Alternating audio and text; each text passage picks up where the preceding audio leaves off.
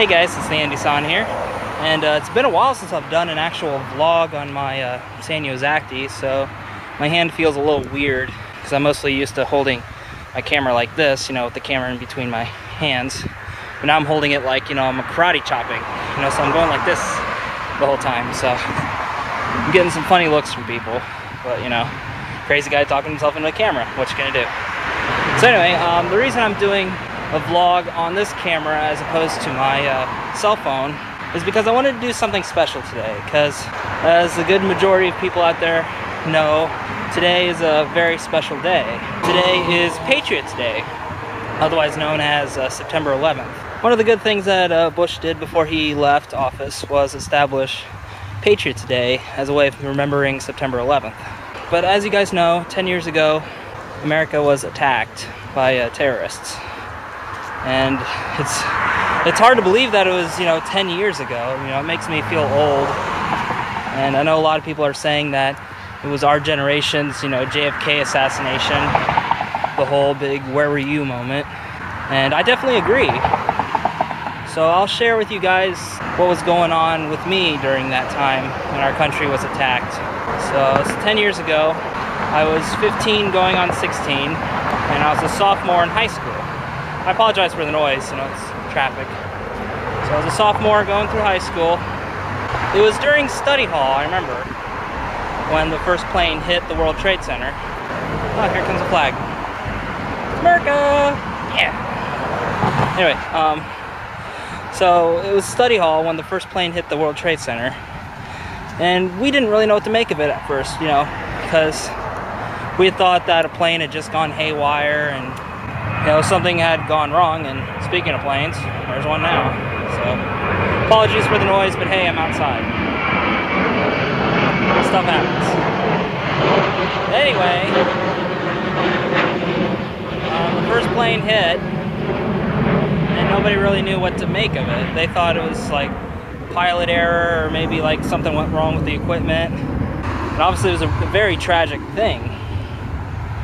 And then when the second plane hit, then we knew it was intentional. It was an intentional terrorist activity. And then the other planes came into light, like the one that hit the Pentagon, and there was another one that was supposed to hit, I believe it was the White House. Feel free to correct me. I think the fourth plane was supposed to hit the White House, but it missed. I guess the passengers took control of the plane and forced it to crash down in some field or something. My memory's a little hazy, so feel free to say something in the comments below to correct me. So, but anyway, I was in study hall when this was all going down, and when the second plane hit, I believe it was next period. I don't remember what it was. I think it was like social studies or something. It's been a while, I forget. Yeah, all the TVs were on. We were all just trying to make sense of it. And I remember after school that day, everybody was lining up to get gas, because our logic was, because I think we had figured out that somebody in the Middle East had done it. I don't think we fingered bin Laden yet, as gross as that sounds, but I don't think we had listed him as the culprit at that point. We just figured out it was somebody in the Middle East. So we figured, you know, holy shit, that's where all our oil comes from. So we better get gas before, you know, they cut off our oil supply. And that was the big source of panic, you know. Because what are we going to do without oil? You know, oil's going to become very scarce, and even though we have like a stockpile, so we could probably get by for a couple weeks, you know, it's just going to be a couple weeks. We don't know how long until we get oil again. So everybody was getting gas. There's another plane. Yeah, everybody was getting gas at that point. We were stockpiling. And at the time I thought it was really silly, but looking back, it was actually a pretty logical thing to do, because, you know, at that time we didn't know. We didn't know what was going on. And it was, let's see, gas prices were, I think, $1.85 at that point. I distinctly remember they were under $2. So it might have been like $1.50, $1.85 a gallon, something like that. I just remember, you know, my parents just being in disbelief, and my mom crying and thinking we were all gonna die from radiation because they were gonna bomb us and all this other stuff. I don't know.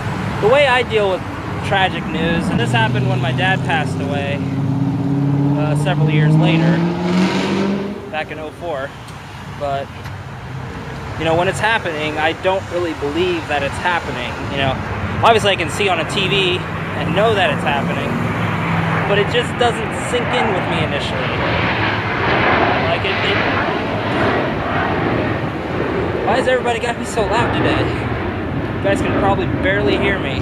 Anyway, you know, tragic news and stuff, like, you know, my dad passing away in 2004, which is 3 years later.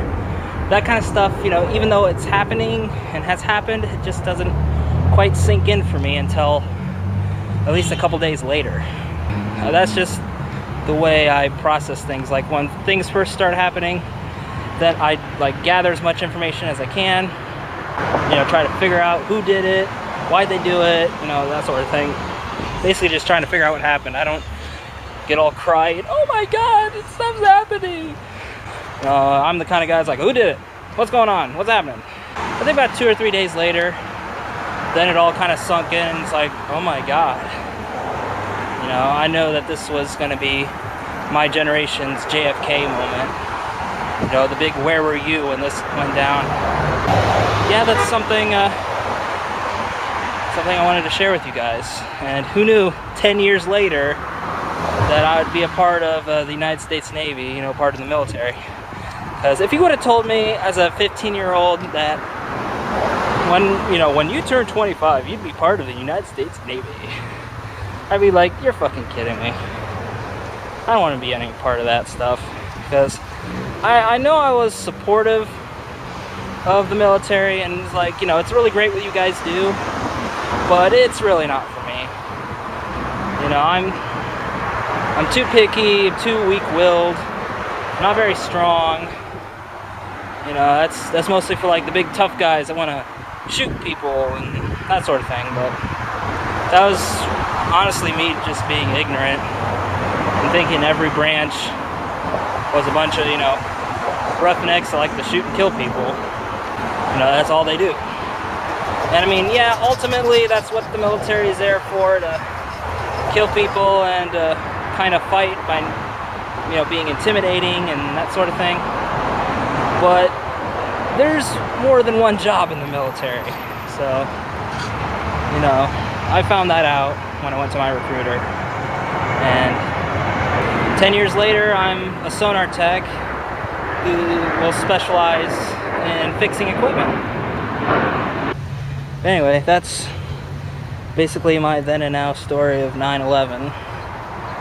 This is TheAndySan, signing off for now. Thanking you guys for tuning in and being so patient with me as far as the noise and everything. And also for rating, commenting, subscribing, sending a few friends to the party. And I'd also like to issue a special thanks to everybody out there in the armed forces. Doesn't matter what branch, doesn't matter what you do, past, present, you know, I definitely got to thank, you know, my fellow military members. That's what I was thinking. Definitely couldn't have done any of this without you guys. And if any of you see anybody in uniform today, just give them a handshake, give them a hug, say thanks, because, you know, we really appreciate. You know, we may come off as an aw, you know, you shouldn't have, you know, but really deep down, we really do appreciate the little things, you know, the little 10% discount, maybe a free drink, free breadsticks, you know, maybe an occasional free pillow, you know, stuff like that. So we really appreciate everything that you guys do for us, and, you know, I just can't really express how we feel, or how I feel about it. So, yeah, once again, this is TheAndySan, signing off for now. And as always, we'll see you next time. Bye, guys.